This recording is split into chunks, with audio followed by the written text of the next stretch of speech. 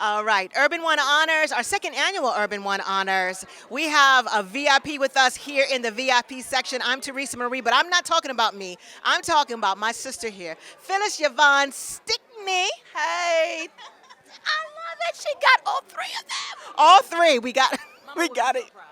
We got to get it right. I'm so glad that you stopped by. You have so much energy. How do you keep that energy up? You've been in this game a long time. You still going. Listen, you cannot retire in this game. You don't have to retire. I'm standing on the shoulders of Ruby Dee, Bea Richards, Madge Sinclair, Dr. Maya Angelou, Dick Gregory. These are the people that paved the way for me, and they didn't stop, so I can't stop. It's just now that the people are ready to hear what I have to say because I was a little bit ahead of the time, you know what I'm saying? So it's not anything that I decided to do, it was something that I was called to do. So I'm still called and I still show up. Yeah, and it will keep you. Your calling will definitely keep you. Am I my brother's keeper? Hello, New Jack City. I'm just saying. So you were a lawyer. I was. How did you get prepared for that? With that role, where did that come from? The funny thing is, if I were not in the arts, I would have been an attorney. That was something that I wanted to do. I really thought seriously about pursuing that. So it was my I got to live out my dream vicariously through Ms. Hawkins. But it was really another role. Ironically, the backstory is that I was going to play the role of Pookie, and you weren't going to know that Pookie was a girl until I fell off the bike. But we know Chris Rock ended up doing that role. I'm just saying that's what had happened. However, that was the initial conversation because I do stand-up comedy and a lot of people didn't know that. I didn't know that, but you are seriously funny. That's natural too. That's a gift too. So let's talk about some of the other roles in movies that you've done. Let's let our audience hear them. Let's see. The Inkwell. I was the psychologist in the Inkwell. In Malcolm X, I played the role of Honey. Was the barmaid that you actually met the character of Detroit Red when he was still pimpin'. In How Still I Got a Groove Back, I played the sister of Tina Turner. In oh my gosh, what was that movie? How Still I Got a Groove Back. Actually, I was the mother of. It was My Baby. I played the Jamaican mother. Oh yes. Yes. Hey, Dick. That was My Baby, and Angela wants to get him, and I don't like it at all. You understand what I'm talking about? You didn't Really, like I it. get very vexed with her about the whole situation, and I have to talk to her right there. You understand? So, do you ever talk about those roles? Do you ever run into some of the people that you've did movies with, and do you talk about your roles and the fun that you had? I do get a chance sometimes because I didn't live in Hollywood. I really worked in Hollywood and I lived in Harlem. I would always make that trek. It was important for me to stay grounded, and there was something about the Harlem community before gentrification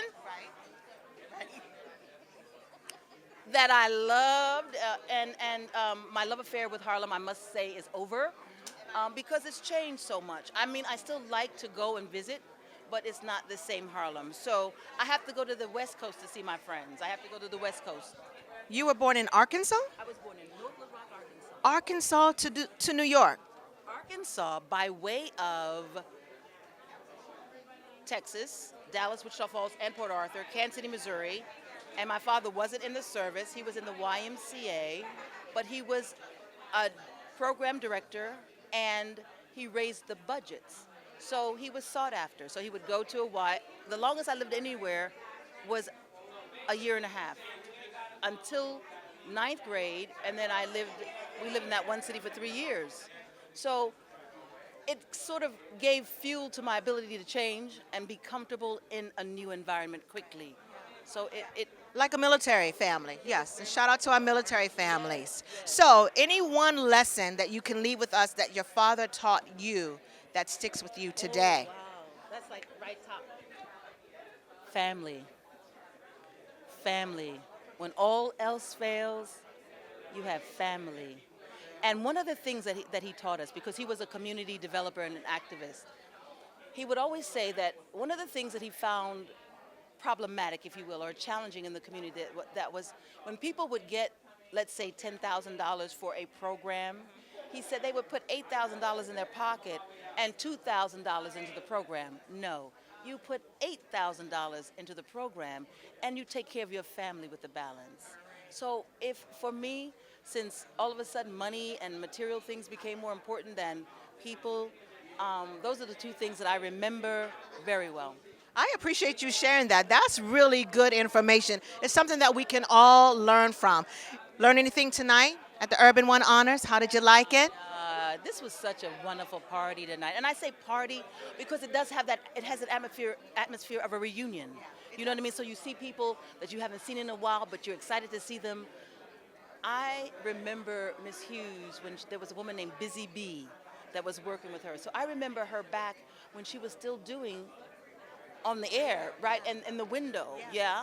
And so to see her stay with her dream, her vision, and 40 years later have an empire, this is why I took that flight and then that drive. And we appreciate that. And we appreciate you. Thank you for all that you've given to our community. Thank you for dropping the knowledge about your father. You keep on keeping on, sis. Thank you so much. I love you. I love you back. It's Urban One Honors. I'm Teresa Marie, VIP Lounge, but we're going to chat just a little bit more. Stay with us. It's magic.